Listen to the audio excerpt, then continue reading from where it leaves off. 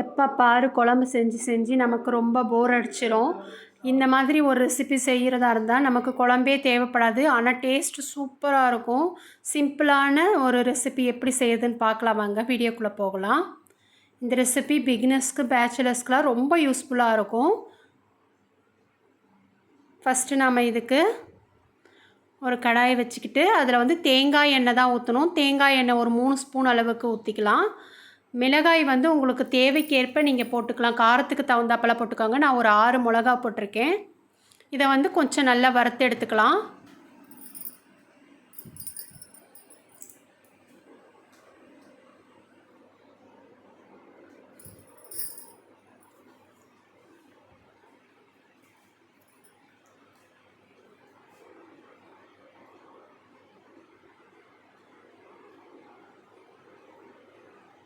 இப்போ அதை ஒரு தட்டில் எடுத்துக்கலாம்.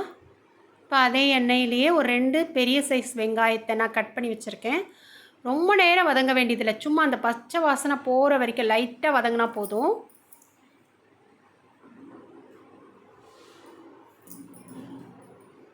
இது கூடவே நீங்கள் ஒரு குட்டி சைஸ் அளவுக்கு புளி எடுத்துக்கோங்க.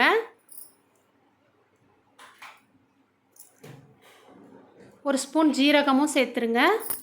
சேர்த்துட்டு லைட்டாக வதக்கி விட்டுட்டு ஆஃப் பண்ணிடுங்க ஸ்டவ்வை. ரொம்ப நேரம் வதங்க வேண்டியதில்லை. சும்மா அந்த சூட்டுலேயே டக்குன்னு வதங்கிடும். அவ்வளோதான். ஸ்டவ் ஆஃப் பண்ணிவிட்டு ஆறுனதுக்கப்புறம் மிக்ஸி ஜாருக்கு சேர்த்துக்கலாம்.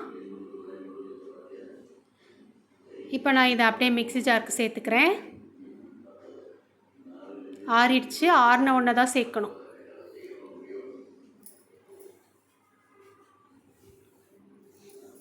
இது கூடவே நம்ம வறுத்து வச்ச அந்த மிளகாயையும் சேர்த்துருங்க.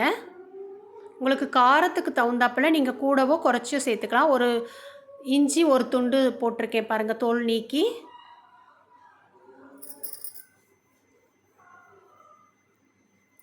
கல்லுப்பு தேவைக்கேற்ப போட்டுக்கோங்க.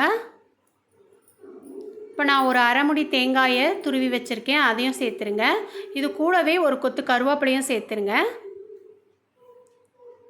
இந்த மாதிரி கொரகொரப்பாக இருக்கணும். சாஃப்டாக இருக்கக்கூடாது, கொரகொரப்பாக இருக்கணும். நம்ம தண்ணி ஊற்றக்கூடாது.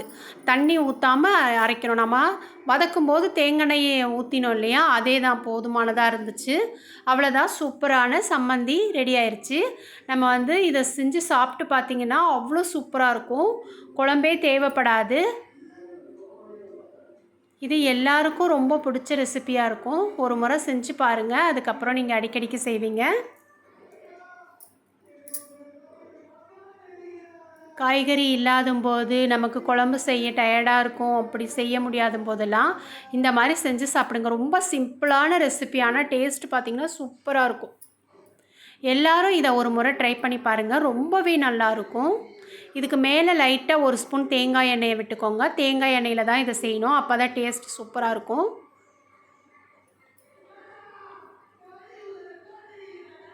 சமைக்கவே தெரியாதவங்க கூட இதை ஈஸியாக சமைச்சிடலாம். அவ்வளோதான். சூப்பரான ரெசிபி நம்ம செஞ்சுருக்கோம் இன்றைக்கி. எல்லாருக்கும் பயனுள்ளதாக இருக்கும். எல்லாரும் முயற்சி பண்ணி பாருங்கள்.